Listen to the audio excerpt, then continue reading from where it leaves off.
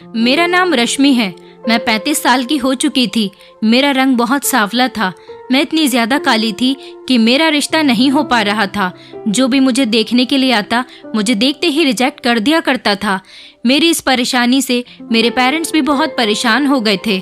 मेरे माता पिता चाहते थे कि वो मेरे लिए कोई कुंवारा लड़का देखें, लेकिन मेरा रंग रूप देखते हुए मेरे लिए 4-5 बच्चों के बाप का ही रिश्ता आता, या फिर किसी तलाकशुदा इंसान का रिश्ता आता, या फिर किसी बूढ़े आदमी का रिश्ता आता था। ऐसे इंसान से मेरे माता पिता मेरी शादी नहीं करवाना चाहते थे। उनका कहना था कि बेटी हमारे लिए बोझ नहीं है, उसके लिए जब अच्छा रिश्ता मुनासिब होगा तब हम अपनी बेटी की शादी कर देंगे। लेकिन इधर मेरी उम्र निकलती चली जा रही थी और मेरे चेहरे से मेरी उम्र साफ साफ पता चलने लगी थी। अब लोगों ने मेरे माता पिता को यही समझाया कि बेटी की शादी जैसे भी हाल में हो रही है कर दो। आपकी बेटी की शादी की उम्र निकलती जा रही है, आने वाले टाइम में आपको इस तरह के भी रिश्ते नहीं मिलेंगे। यही सोचते हुए मेरे पेरेंट्स ने एक ऐसे इंसान का रिश्ता एक्सेप्ट कर लिया जिसकी जवान 2 बेटियां और एक बेटा भी था। मेरे पिताजी बहुत ही सीधे आदमी थे। एक आदमी ने उनको मेरे इस रिश्ते के बारे में बताया था। अब मेरे पेरेंट्स को यही फिक्र लगी रहती थी कि कहीं आने वाले टाइम में हमारी बेटी के लिए और भी ज्यादा बुरे बुरे रिश्ते ना आने लगे। जिसने मेरा रिश्ता बताया था वो मेरे पिताजी का कोई जानने वाला था। उसने लड़के की फोटो मेरे पिताजी को दिखाई तो मेरे पिताजी ने देखते ही उस लड़के को पसंद कर लिया था, क्योंकि लड़का देखने में गोरा चिट्टा और स्मार्ट था और उसे देखकर कहीं से भी नहीं लग रहा था कि वो 3 जवान बच्चों का बाप है। फिलहाल मेरे पिताजी ने हमारी तरफ से तो रिश्ते के लिए हाँ कर दी थी। अब मेरा फोटो भी लड़के वालों के घर पर भेज दिया गया था। लड़के वालों ने भी मुझे पसंद कर लिया। इसी तरह से सादगी से मेरी शादी हो गई और मैं विदा होकर अपनी ससुराल चली गई। लेकिन शादी से 2 दिन पहले मैंने एक बात नोटिस की थी कि मेरे परिवार वाले बहुत ही ज्यादा परेशान लग रहे थे और मुझे देख देख कर बहुत रो रहे थे।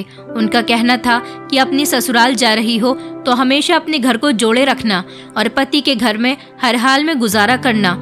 मैं अपने घर वालों की बात को अच्छी तरह से समझ गई थी कि वो क्या कहना चाह रहे थे। जब मैं शादी करके अपनी ससुराल गई तो मैंने अपने पति के बच्चों को देखा। बच्चे सभी जवान थे। मुझे उन लोगों को देखकर बड़ी हैरानी हुई थी। दोनों लड़कियां बहुत खूबसूरत थीं और लड़का बड़े अजीब टाइप का था। उसने अपने कान में कुंडल पहना हुआ था जैसे गुंडे लड़के पहनते हैं। मुझे लगा कि शायद आजकल ये फैशन चल रहा होगा। मेरे पति की माँ भी उसके घर में मौजूद थी।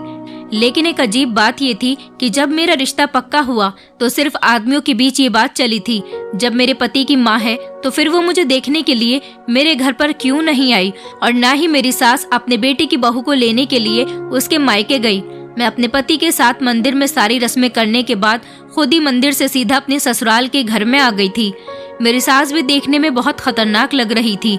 ऐसा लग रहा था कि ये जैसे बहुत खतरनाक औरत है और आने वाले टाइम में ये मेरा जीना दुश्वार कर देगी। मुझे मेरे कमरे में भेज दिया गया। वहाँ पर मेरा पति आया और मुझसे अच्छे तरीके से बात करने लगा। मुझे अपना पति देखते ही पसंद आ गया था, इसलिए मैंने दूसरों की तरफ ध्यान नहीं दिया और यही बात सोची कि मेरा पति तो अच्छा है, इसलिए मुझे दूसरे से कोई मतलब नहीं रखना चाहिए। मैं इस बात से बड़ी हैरान थी कि मेरे पति की उम्र ही लगभग 50 साल होगी, लेकिन उनके सारे जवान बच्चे जिनकी उम्र 25 से 30 साल थी। ऐसा मुमकिन हो ही नहीं सकता। मैं यहाँ आने के बाद बहुत कंफ्यूज हो रही थी और मेरा दिमाग चारों तरफ दौड़ रहा था। थोड़ी देर के बाद मेरा पति मुझसे बातचीत करने के बाद अपने कमरे से चला गया और कमरे के अंदर मेरी सास और मेरे पति की बेटियां आ गई। मुझे ये देखकर बड़ी हैरानी हुई थी कि मेरे पति की दोनों बेटियां अभी कुंवारी थी। वो मुझे मम्मी कहकर पुकारने लगी। मुझे बहुत अजीब सा लगा था। उसके बाद मेरी सास कहने लगी, चलो लड़कियों तुम कमरे से बाहर निकलो, मुझे बहू से कुछ बात करनी है। ये औरत तो देखने में बड़ी अजीब सी थी, मोटी सी भद्दी सी और लाल लाल होठों वाली। ऐसा लग रहा था जैसे इस औरत को पान खाने का शौक हो। वो मुझसे कहने लगी, बेटी इस घर में तुम्हें कभी किसी चीज की परेशानी नहीं होगी। तुम इन बच्चों को देख रही हो, इनको माँ का साया चाहिए था। इनकी माँ इनको बचपन में छोड़कर चली गई थी। तभी से मेरा बेटा बहुत परेशान रहने लगा था। हम लोगों ने उसे समझाया कि तुम दूसरी शादी कर लो। तुम्हारी दूसरी शादी करने से तुम्हारे लिए कोई अच्छा सा हमसफर भी मिल जाएगा और इन बच्चों को माँ की ममता भी मिल जाएगी। अब से तुम ही इन बच्चों की माँ हो। उस औरत ने मुझे प्यार किया, ऐसे जैसे मैं उनकी बहू नहीं बल्कि बेटी हूँ। मुझे खुशी हुई थी कि चलो ससुराल में सब लोग अच्छे हैं, और फिर वो मेरे कमरे से चली गईं। उन लोगों के जाने के थोड़ी देर के बाद मेरा पति फिर से कमरे में आ गया और वो मुझसे कहने लगे कि तुम्हें मेरी बेटी और बेटे का बहुत ख्याल रखना है और साथ साथ मेरी माँ का भी बहुत ख्याल रखना है। मैंने कहा, मैं बहुत हैरान हूँ कि आपके बच्चे इतने जवान हैं, आप इन बच्चों के पिता नहीं लगते। वो मेरी ये बात सुनकर हंसने लगे और कहने लगे कि तुम ही नहीं बल्कि ये सवाल काफी सारे लोग मुझसे करते हैं क्योंकि मैं इतना जवान जो हूँ। मेरे पति बहुत मुस्कुरा रहे थे, उनको देखकर मैं भी खुश हो गई। फिर उन्होंने मुझे बताया कि वो शुरू से ही अपना बहुत ख्याल रखते हैं और वो जिम भी करते हैं। उन्होंने सारी जिंदगी जिम करने में ही गुजार दी, जिसकी वजह से वो इतने जवान नजर आते हैं। जो लोग अपने शरीर पर ध्यान देते हैं वो लोग कभी सारी जिंदगी बूढ़े नहीं होते। मैं अपने पति की ये बात सुनकर बहुत इम्प्रेस हो गई थी। तब मेरे पति ने कहा कि मैं तुम्हें भी जवान कर दूंगा, वक्त के साथ साथ तुम बूढ़ी होने के बजाय और भी ज्यादा खूबसूरत होती जाओगी। मैंने अपने पति से कहा कि मैं कैसे खूबसूरत हो सकती हूँ, कहाँ मैं काली सांवली सी और कहाँ आप गोरे चिट्टे से। मेरे पति ने कहा, ऐसी बातें मत करो, तुम मुझे बहुत पसंद आ गई हो। गोरे काले से क्या होता है, इंसान की सीरत अच्छी होनी चाहिए। मैं उनकी इतनी प्यारी बातें सुनकर बहुत खुश हो गई थी। मेरे पति की बेटियां भी बहुत खूबसूरत थीं। मेरे पति सच में बहुत ज्यादा नौजवान लगते थे, पर बूढ़े इंसान में कोई ना कोई बीमारी तो जरूर होती है, कोई ना कोई ऐसी परेशानी होती है कि जिससे उसकी उम्र की पहचान हो जाती है। लेकिन मेरा पति तो बिल्कुल ही जवान दिखता था, वो बहुत एक्टिव था। मेरे पति की ये दूसरी शादी है तो फिर वो अपनी पहली शादी पर कितना खूबसूरत और कम उम्र का होगा। फिलहाल मैंने इस बात को इग्नोर कर दिया था। अब मुझे अपनी ससुराल पर ध्यान देना था। वो एक सपनों भरी रात थी जो मैंने गुजारी थी। सुबह हुई तो दरवाजे पर दस्तक होने लगी। मैंने जाकर दरवाजा खोला तो मेरी सास सामने खड़ी हुई थी। उनके हाथ में एक बड़ी सी ट्रे थी और वो मेरे लिए कमरे में नाश्ता लेकर आई थी।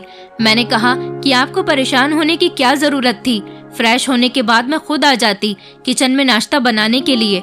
मेरी सास कहने लगी, अरे नहीं नहीं बहू, नई नई बहू से इतनी जल्दी किचन का काम करवाना अच्छा नहीं लगता। मेरे पति भी सोकर उठ गए थे और हम दोनों ने साथ बैठकर नाश्ता किया।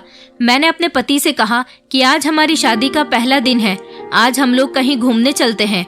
मेरे पति ने कहा, बताओ कहाँ जाओगी? मैंने कहा कि मैं अपने मायके जाना चाहती हूँ। मेरे पति ने कहा, शायद तुम्हें ये बात पता नहीं है, तुम्हें तुम्हारे माता पिता ने ये बात नहीं बताई कि तुम अपने मायके में किसी से भी नहीं मिल सकती। ये बात सुनकर मैं हैरान हो गई थी। मुझे लगा कि वो शायद मजाक कर रहे हैं। मैंने कहा, ऐसा नहीं हो सकता। मेरे पति कहने लगे कि ऐसा ही है, अब तुम्हारी शादी यहाँ हो गई, इसलिए तुम अपने किसी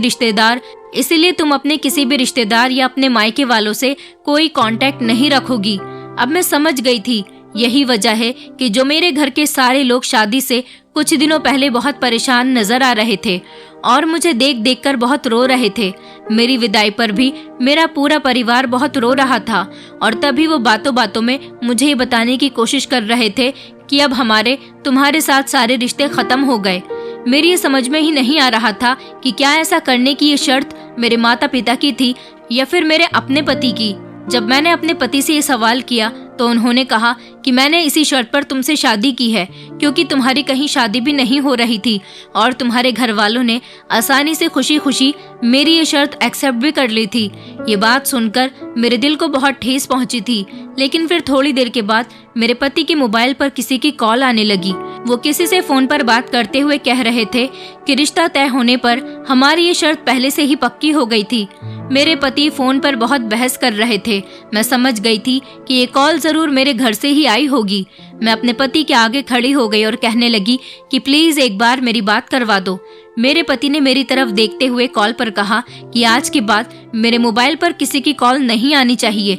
अगर फोन किया तो आपकी बेटी को तलाक देकर आपके घर वापस भेज दूंगा। ये कहकर उन्होंने कॉल काट दी। मैंने कहा, आपने ऐसा क्यों किया? मैं मिलने नहीं जा सकती पर एक बार फोन पर बात तो कर सकती थी। मेरे पति ने कहा, तुम्हारे घर वाले भी मुझसे यही बात कह रहे थे, लेकिन हमारी शर्त ये थी कि शादी के बाद तुम अपने घर वालों से या अपने किसी रिश्तेदार से भी किसी तरह का कोई कांटेक्ट नहीं रखोगी। फिर अब तुम्हारे माता पिता इस बात को भूल कैसे गए? उन्हें अब मेरे इनकार करने पर कोई एतराज नहीं होना चाहिए। अगर वो लोग अपनी बेटी को खुश देखना चाहते हैं तो फिर खामोश रहें और तुमसे बात करने की कोई कोशिश न करें, यही उनके लिए बेहतर होगा। अपने पति का ऐसा रूप देखकर मैं बहुत ज्यादा डर गई थी। मेरे पति ने कहा कि इस घर में मेरी माँ है, मेरी बेटियां हैं और एक बेटा है। तुम उन सब के साथ रहो और उनका ख्याल रखो, यही तुम्हारा कर्तव्य है।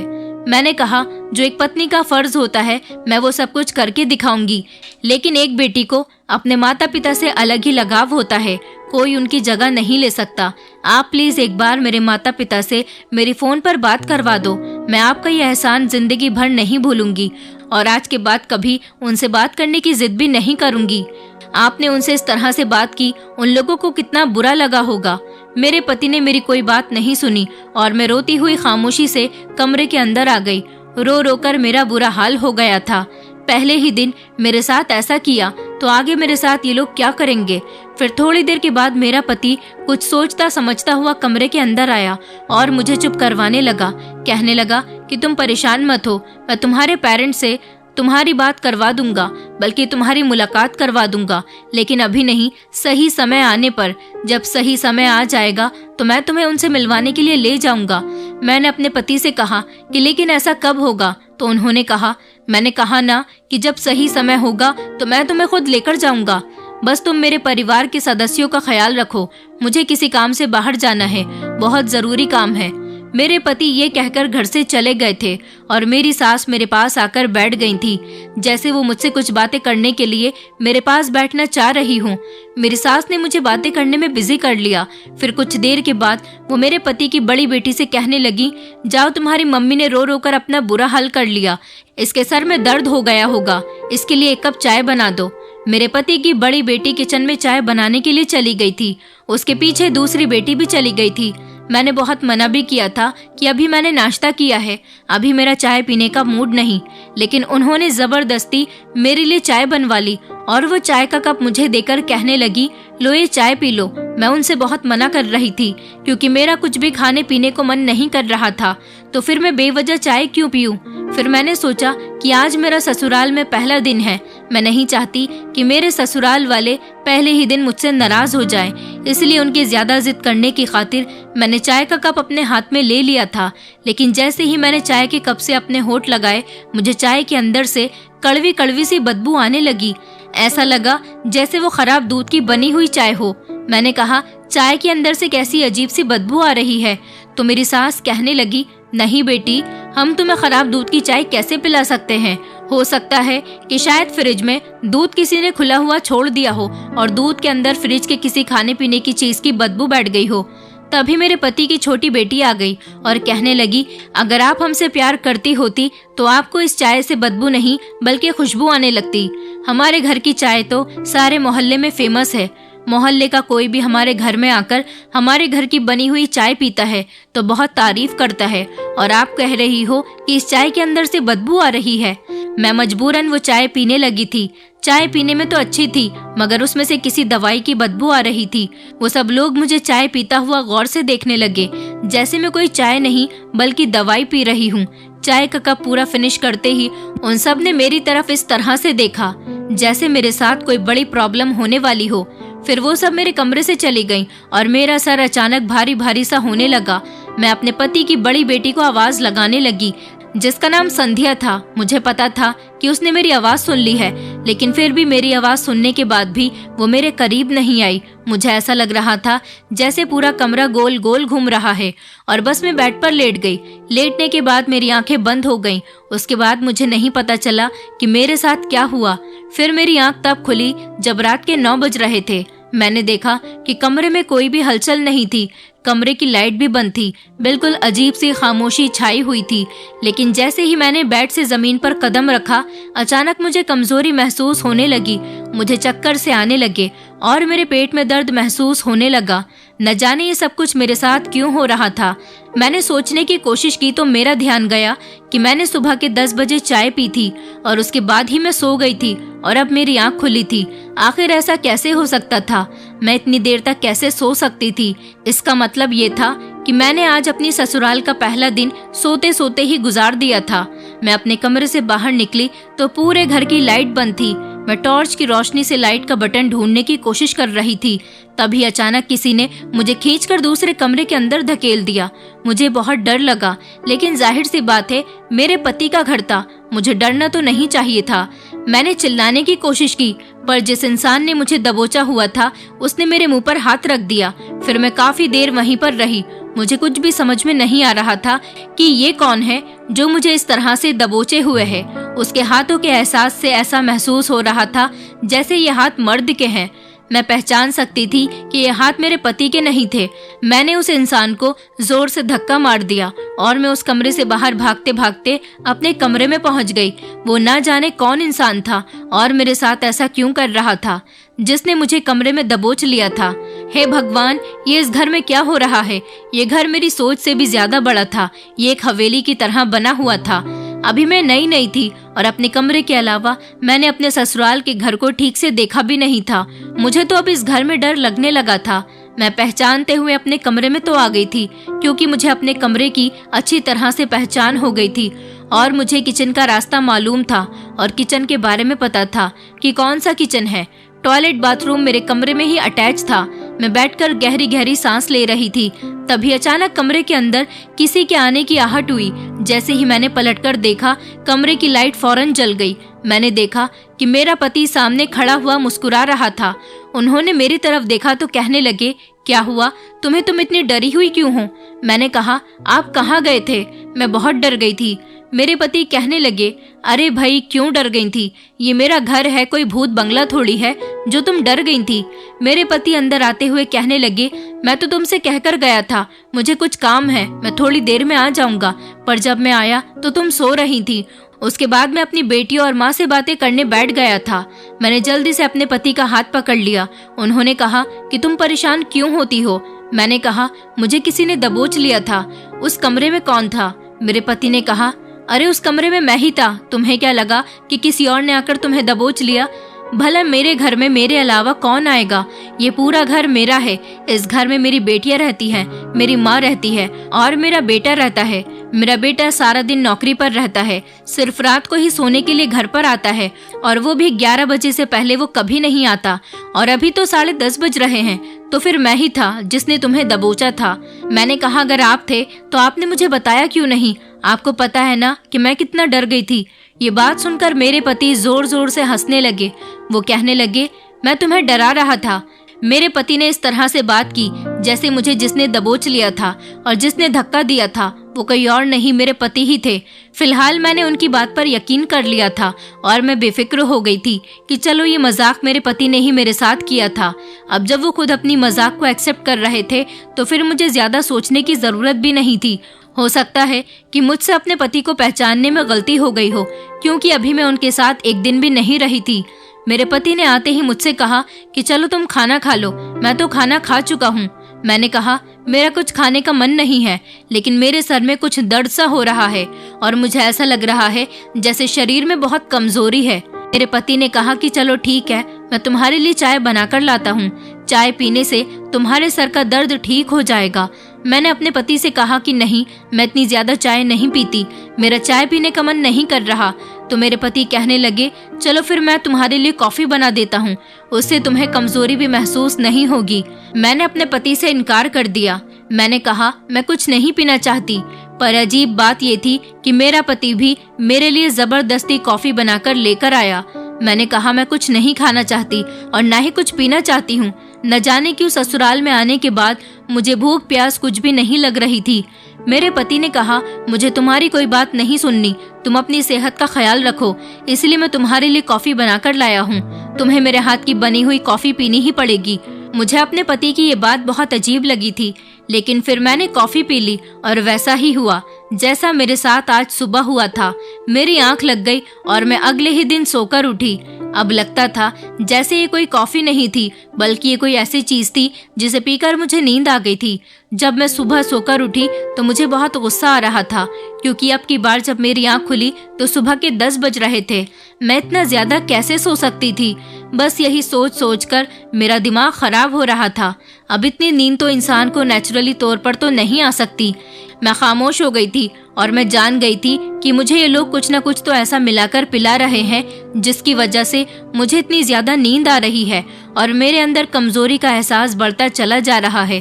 मैंने सोच लिया था कि अब मुझे किसी की दी हुई कोई चीज ना तो खानी है और ना ही पीनी है। मैं खुद अपने हाथ से बना हुआ खाना खाऊंगी। मैंने ऐसा ही किया। अगले दिन सुबह जब मैं उठी तो मैंने सारे घर के काम खुद कर लिए थे, क्योंकि घर में हमेशा की तरह अजीब सी वीरानी और खामोशी छाई हुई थी। इस खामोशी में किसी से मैं आखिर क्या बात कर सकती थी। मेरी सास और बेटियां अपने कमरे से बाहर नहीं निकलती थीं। मेरे पति और बेटा सुबह को नौकरी करने के लिए निकलते तो रात को ही घर में घुसते थे। इसी तरह से मेरे दिन गुजर रहे थे। लेकिन इन सब में एक अजीब बात ये थी कि इतना ध्यान रखने के बावजूद भी मेरी नींद का आना कम नहीं हुआ था। मैं जब भी सो रही थी इतना ज्यादा ही सो रही थी कि जिसकी कोई हद ही नहीं थी, और मेरी हालत दिन ब दिन अब बिगड़ती चली जा रही थी। मुझे इतनी ज्यादा कमजोरी होने लगी थी कि मैं किसी काम को करने के काबिल ही नहीं रही थी। बस मैं हमेशा यही दिमाग लड़ाती रहती कि आखिरकार मेरे साथ ये सब कुछ क्या हो रहा है। अब तो मैं इस घर के किसी भी मेंबर के हाथ का दिया हुआ कुछ भी नहीं खाती पीती हूँ। फिर मुझे अभी भी इतनी ज्यादा नींद क्यों आ रही है? आज मैंने सोचा कि मैं मंगलवार का व्रत रख लेती हूँ, लेकिन मेरी हालत व्रत रखने के काबिल नहीं हो रही थी। फिर भी मैंने व्रत रख लिया था। मैंने ना तो पानी पिया था और ना ही घर का कुछ भी खाया था। अजीब बात तो ये थी कि आज मुझे बिल्कुल भी नींद नहीं आई थी और मुझे किसी ने तंग भी नहीं किया। एक ऐसी बात मेरे सामने आई जिसने मेरे होश उड़ा दिए थे। मैं अपने पति के आने का इंतजार कर रही थी, क्योंकि आज मैं जाग रही थी। वरना जब भी रोज मेरे पति काम से आते तो मुझे पता ही नहीं चलता था कि वो कब आए और घर में आने के बाद उन्होंने क्या किया। मैंने व्रत खोलने की तैयारी की।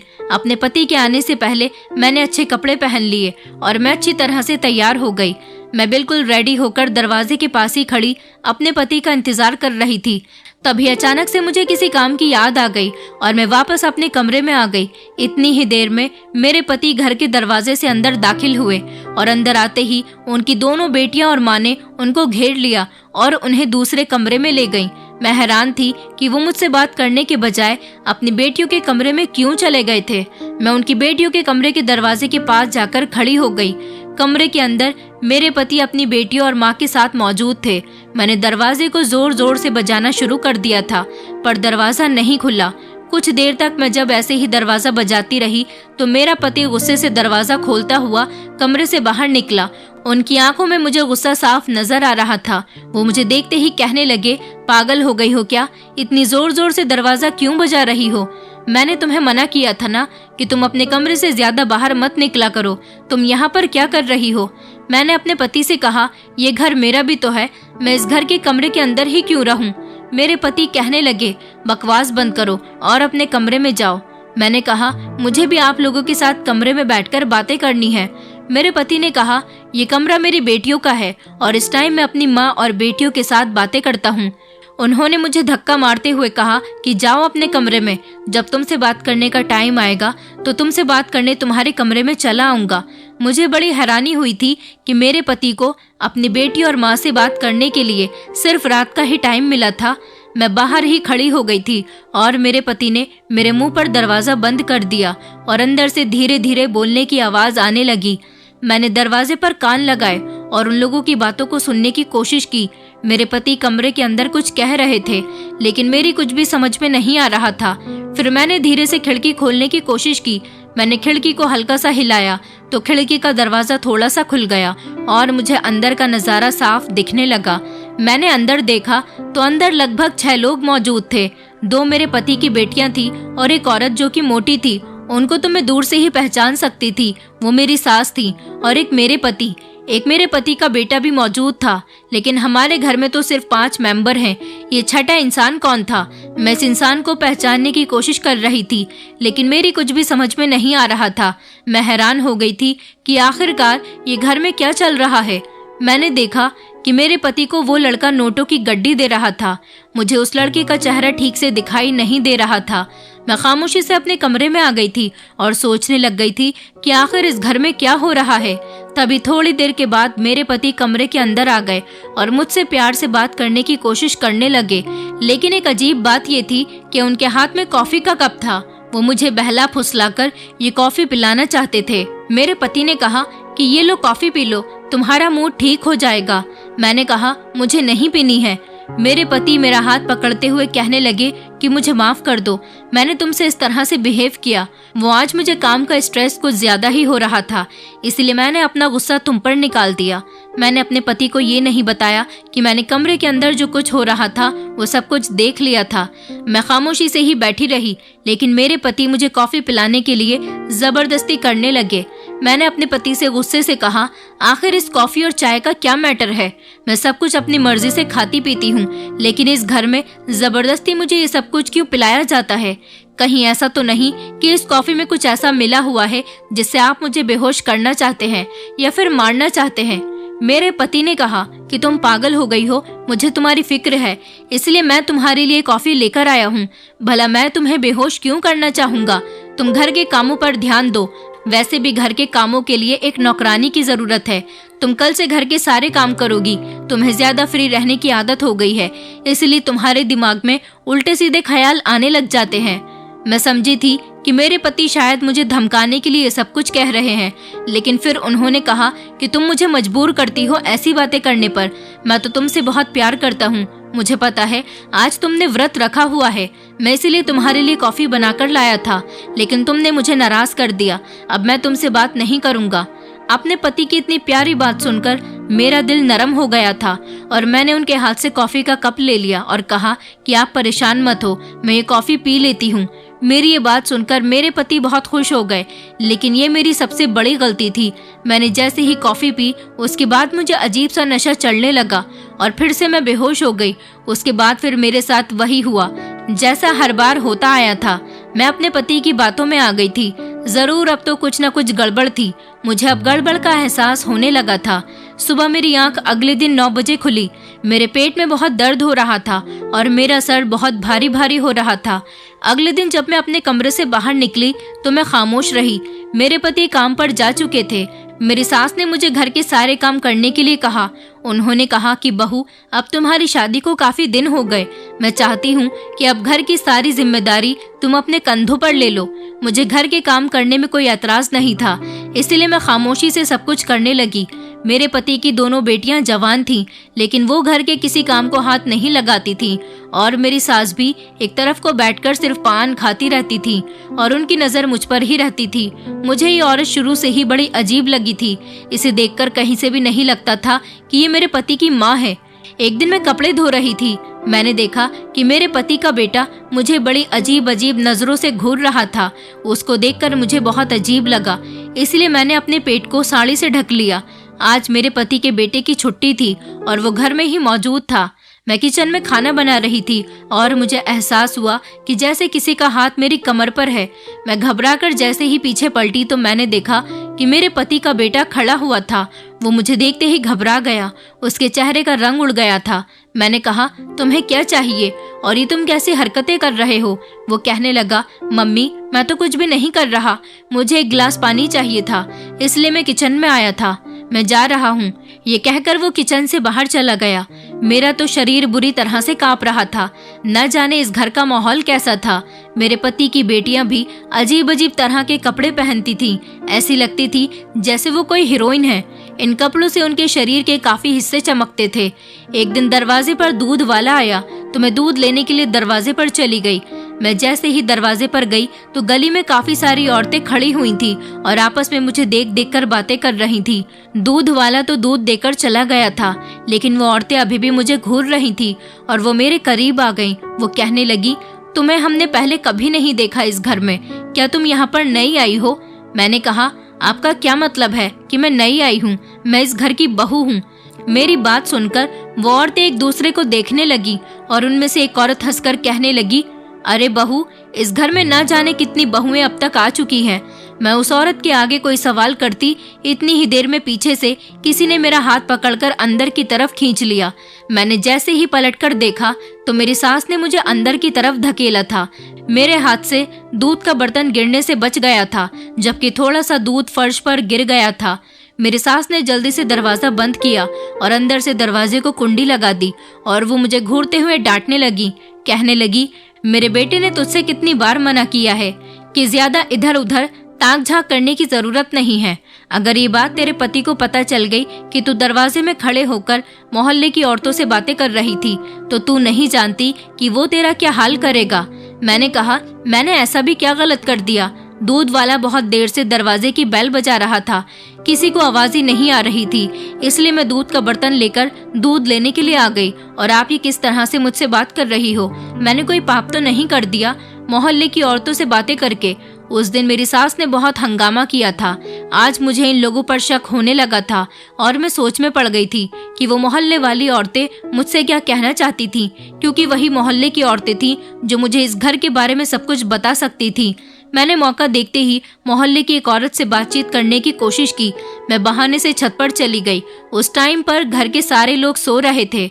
छत पर जाने के बाद घर के सामने वाली छत पर पत्थर उठाकर मारने लगी ताकि कोई बाहर मुझे देखने के लिए आए और मैं मौका देखते ही उससे बात कर लूं। मेरे पत्थर मारने पर एक औरत खिड़की पर झांकने लगी। मैंने तभी उसे आवाज लगा ली और बहाने से उस औरत को छत पर बुलाया। वो औरत अपनी छत पर आ गई।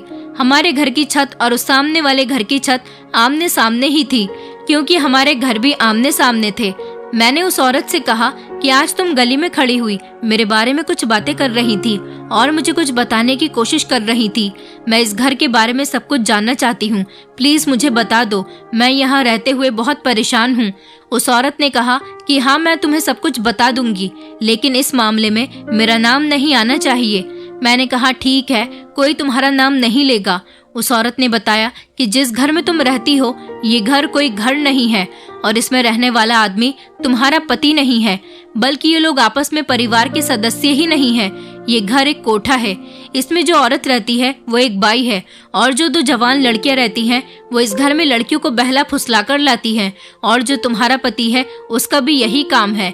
वो लड़कियों से या तो शादी के बहाने से उन्हें यहाँ पर लेकर आता है या फिर उनको किडनैप करके यहाँ लेकर आता है। और अब की बार तुम यहाँ पर आई हो।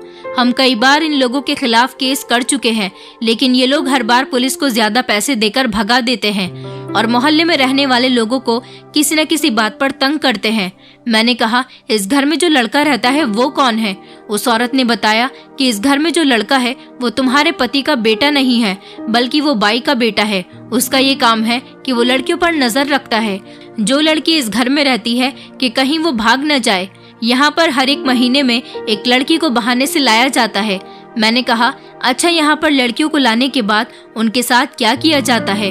तो उस औरत ने बताया कि तुम बिल्कुल पागल हो, तुम्हें नहीं पता कि तुम्हारे साथ क्या हो रहा है? मैंने कहा मुझे नहीं पता। उसने कहा कि यहाँ पर जो भी लड़की आती है उसके शरीर को बेचा जाता है। ये सुनकर तो मेरे पैरों तले से जमीन निकल गई थी। और उस औरत ने बताया कि ये लोग बहुत खतरनाक लोग हैं। ये लोगों के सामने सीधे बनते हैं, लेकिन इनकी हकीकत हम लोग जान चुके हैं, क्योंकि इस मोहल्ले में रहते हैं। यहाँ जो लड़की आती है उसे किसी न किसी तरीके से बेहोश कर दिया जाता है और रात को उसकी कीमत लगा दी जाती है। वो लड़की जब तक बेहोश रहती है उसे कुछ पता ही नहीं चलता कि उसके साथ रात भर किसी दरिंदे ने उसकी इज्जत के साथ खेला है। मेरे तो पसीने छूटने लगे थे। आखिर ये औरत ये सब कुछ क्या कह रही थी? ये औरत सारी बातें सच कह रही थी।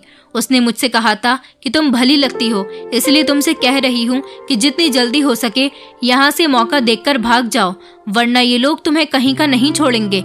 मेरी इज्जत भी ना जाने कितने मर्दों के बीच तार तार हो चुकी थी। ये मेरा कोई ससुराल नहीं था, बल्कि ये गैंग के लोग थे जो कि लड़कियों को बेवकूफ बनाकर उनकी कीमत लगा रहे थे और इस तरीके से अपना धंधा चला रहे थे। वो औरत मुझसे कुछ देर बात करने के बाद अपने घर में चली गई थी और मैं सोचती रह गई थी कि मैं क्या करूं। मैंने ठान लिया था कि अब ये सब कुछ नहीं सह सकती। मैं अपने कमरे में चली गई और जाने के बाद मैंने अपने पति का फोन चुपचाप उठाया और पुलिस को कॉल लगा दी। पुलिस को मैंने अपनी सारी बात बता दी थी। मुझे पता था कि मेरे साथ इतने दिनों से ये सब कुछ जो हो रहा है, उस हिसाब से ये लोग अगले दिन भी मेरे साथ वही सब कुछ करेंगे। मैं इन लोगों को रंगे हाथों पकड़वाना चाहती थी, इसीलिए अगले दिन जैसे ही मेरे पति ने मेरे आगे कॉफी का कप किया तो मैंने प्यार से उनके हाथ से कॉफी ले ली और अपने पति से ऐसे रिएक्ट करने लगी जैसे मैं कॉफी पी रही हूँ। मैंने उस कॉफी को अपने पति का ध्यान हटते ही बेड के पीछे फेंक दिया था और थोड़ी देर के बाद मैं सोने का नाटक करने लगी। मैंने पुलिस को रात का वक्त ही दिया था आने के लिए, क्योंकि 10 बजे के टाइम पर मेरा पति घर आया करता था और लगभग 1-2 घंटे बाद मेरे साथ ये सब कुछ किया जाता था। मेरे पति ने उस दिन की तरह किसी दूसरे आदमी से मेरी कीमत लगा दी थी और मेरा पति कमरे से बाहर चला गया था। मैं जाग रही थी लेकिन सोने की एक्टिंग कर रही थी। मुझे महसूस हुआ कि कोई मेरे कमरे में आया था और उसने मेरे शरीर पर हाथ फेरना शुरू किया। तभी हमारे घर पर पुलिस की रेड पड़ गई और पुलिस ने उन लोगों को रंगे हाथों पकड़ लिया। जो आदमी पैसे देकर मेरी इज्जत के साथ खेलने के लिए आया था, उसने पुलिस को सारी सच्चाई बता दी कि आज रात के लिए उस आदमी ने मेरी कीमत इन लोगों को दी है। अब पुलिस के पास मेरे इन लोगों के खिलाफ बहुत सारे सबूत थे। मोहल्ले के लोगों ने भी अपनी अपनी गवाही दी। पुलिस ने इन सभी लोगों को अरेस्ट कर लिया। मैं अपने पेरेंट्स के घर पर आ गई थी और जब मैंने उनको ये सब कुछ बताया तो वो लोग बहुत शर्मिंदा हुए थे। उन लोगों ने कहा कि हमें तो उसी दिन शक हो गया था, जिस दिन उस लड़के ने हमसे शर्त रखी थी कि आज के बाद आप लोग अपनी बेटी से कोई ताल्लुक नहीं रखेंगे, पर हमें ऐसा बिल्कुल भी नहीं पता था कि वो इतना भी गिर सकता है। फिलहाल वो लोग अरेस्ट हो चुके थे और मैं अपने पेरेंट्स के घर आ गई थी। आज तक मेरी शादी नहीं हुई है और अब मुझे शादी के नाम से भी डर लगता है। मैं अपने पेरेंट्स के घर में रहकर उनकी सेवा कर रही हूँ क्योंकि मेरे माता पिता बहुत बूढ़े हो चुके। मैं शादी नहीं करना चाहती। मैं पढ़ी लिखी थी और मैं नौकरी करके अपना गुजारा कर रही हूँ। उस घिनौनी जिंदगी से बेहतर मुझे अपनी ऐसी जिंदगी ज्यादा पसंद है। मैं आप लोगों से रिक्वेस्ट करना चाहती हूँ कि आप अपनी बेटियों की शादी जहाँ भी करें, लड़के वालों की पूरी जांच पड़ताल निकाल ले, क्योंकि कुछ माता पिता अपनी बेटियों की शादी न होने पर बेटियों को किसी के भी हवाले कर देते हैं। मैं नहीं चाहती जैसा मेरे साथ हुआ ऐसा आप लोगों में से किसी के भी साथ हो, इसीलिए ऐसे धोखेबाज लोगों से सावधान रहिए। दोस्तों, उम्मीद करती हूँ आपको हमारी कहानी पसंद आई होगी। कहानी पसंद आई है तो वीडियो को लाइक करें, चैनल पर नए हैं तो चैनल को सब्सक्राइब करें और हाँ, नोटिफिकेशन बेल को जरूर दबाएं ताकि अगली अपडेट सबसे पहले आपको मिले।